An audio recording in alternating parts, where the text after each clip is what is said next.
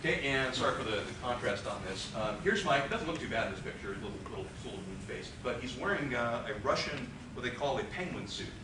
Now, someone said, talk about bone density and also about fluid. I mentioned fluids shifting away from your legs. So what they have is the black band here is an elastic band, and there's elastic bands that run down the inside and outside of the leg, and he's wearing kind of stirrups. It's hard to tell, but his feet are kind of like in hooks. And what they do is they wear this around sometimes so that just the act of standing straight means that you're doing some exercise. You're getting some exercise for your muscles and for your bones. If you're not using your muscles, what's the word for what happens to your muscles when they aren't used? Atrophy. It's with an A. Atrophy. Atrophy. Thanks for the big kid in the back. Okay, so the muscles atrophy if you don't use them. And face it, the last thing in the world you really need on a space station are legs. I mean, they're handy because they help you anchor stuff, but they get in the way, they bump into stuff, and so on.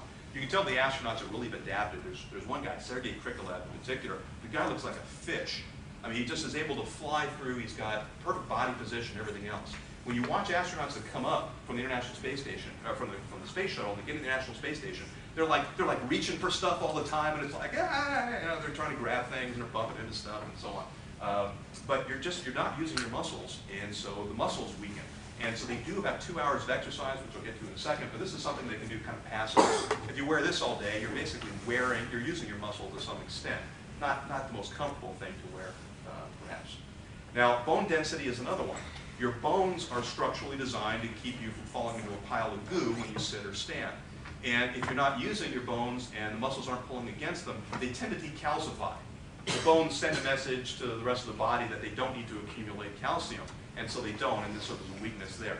There was some concern from long-duration flights, and no one just like went into space for a really long time. It was kind of ramped up over time, monitored very, very closely. And there was some concern that when astronauts came back, their bones would have decalcified to the extent that it would have been dangerous for them to walk around. That if you tried to walk, your bones would have been so embrittled you would actually break them, and that the bones would not decalcify. Or recalcify, rather. And it turns out that's not the case. Bones do decalcify. There's some measurements of that. And they don't recalcify 100%. So if you're an athlete and you've got good, strong bones and you go up and your bones decalcify, they will recalcify, but not to 100% of where they were before, but not to the point where you have any disability or anything like that. You know, one astronaut who was actually giving a public talk jumped off the stage, fell, broke his hip. And the big question was, this was after a long-duration flight, would he have broken his hip if he had fallen off the stage if he hadn't been in space? And the answer is yes. He fell off a stage. So it wasn't like all of a sudden, it was like this guy's in danger of breaking things. It's like, no, don't fall off stages. That's kind of the message. He said the flight surgeons called the hospital just dying for a piece of bone. It's like when you operated him to fix something, to save us any bone, because they wanted to do some analysis on it. And the astronauts typically say no if the question is, can we open you up and take some of your bone out so we can study it? But they thought they might have an opportunity to pick up a bone fragment or something, but no such luck. Okay, so this is the penguin suit. Okay, this is Nicole Stott, and again, the picture's a little distorted, but she's on a treadmill right there. Of course, at NASA, we don't call anything what it is. It's got an acronym or initialism or something like that.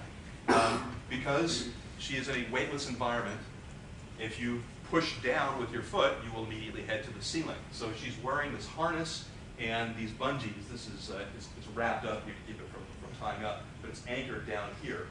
And it has to be adjusted to be just the right height to fit across your hips, and has to have the right amount of flex. So it's kind of a hassle. They all have their own personal settings because they're different heights. But if you're trying to run along and the thing is too high or too low, that's going to be uncomfortable at the very least.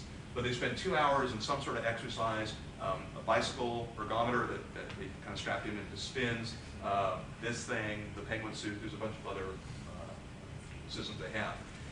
The belt around here is actually instrumented as well, and so you can do heart rate and other kinds of physiological measures to see what kind of workout you're actually getting. Here's Gennady Padalka doing the same thing. And they got a DVD player, they can watch movies, they can do whatever they need to do. Okay, now it's not a treadmill. This particular device is called the Combined Operational Load-Bearing External Resistance Treadmill. Now that sticker is actually on the bulkhead on the International Space Station.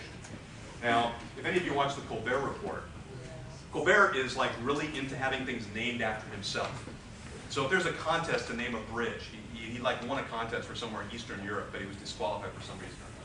So NASA had a contest to name the nodes, or they're modules that are like kind of oversized closets, but they've got ports on all 6 sides, so you can connect them and other things to them. It's kind of like a giant Lego set in a sense. And so the last node that's going up, there was a naming contest for it, and it was a student thing. I don't know if any of you participated, maybe somebody won. The name turns out to be Tranquility. Isn't that nice? Tranquility. It joins Serenity, and I forget what the other one name is. Anyway, it's no free. But Colbert launched a campaign on his TV show to go hit the NASA websites with Colbert as the name for it. And NASA disqualified him because it didn't meet the requirements, not be named after somebody else. But somebody at the Johnson Space Center said, well, how about a combined operational load-bearing external resistance treadmill? And so sure enough, it's listed on the manifest, and it's got its own sticker there. The treadmill is actually known as the Colbert. So I spent time running Colbert. Okay, now there's other ways to do zero gravity flight, but not for as long as being up in outer space. There is a drop tower at the Glenn Research Center near Cleveland that is a hole in the ground that is deep as the Washington Monument is tall, 555 feet. And if you drop something in there, what they do is it's about, I'm trying to remember, it's about maybe 8 feet across.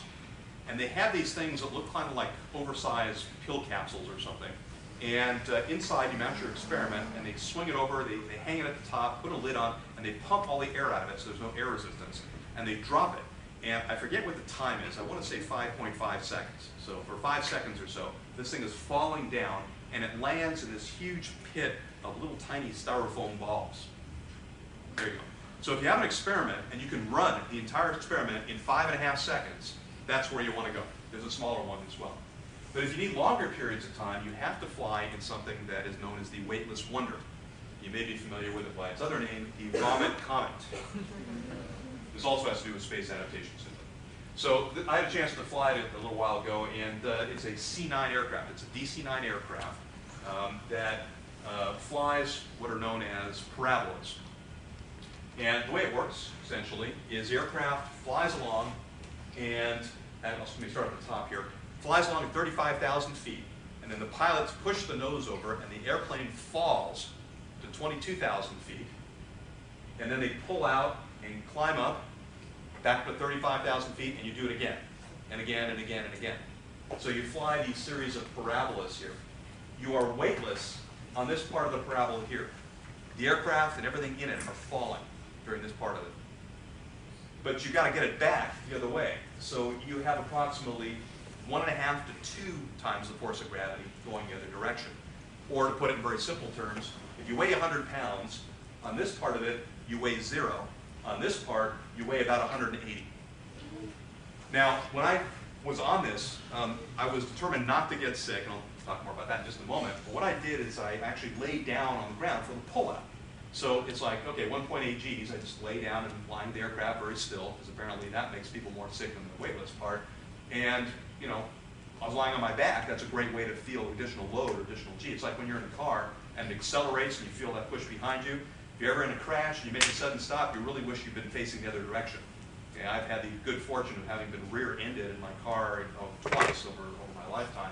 And second time it happened over on Rossmore, a rock and roll musician, not the rich kind in a Bentley, the broke kind in a beat-up Toyota, locked up his brakes, slammed into me, and I looked back and I was like, well, okay, I'm screwed. So I just sort of sat in my seat, relaxed, and I took the full force of the impact straight across my body. And basically I didn't feel a thing. Okay? So my body is very good at adapting to impacts from the back, from loads in the back. Not so much from the front, that's where all the important stuff is. So that's why we have airbags to kind of cushion that fall. So using the same kind of philosophy, I want the load to spread across my body, across my back, I just lay on the floor. And I looked over and the flight crew guys were like standing up, and it's like, oh, you can do that. So by the end of the flight, I was standing up for the upper part, for the climb outs. So 1.8, I weigh about 175, 180 pounds, whatever 1.8 of that is.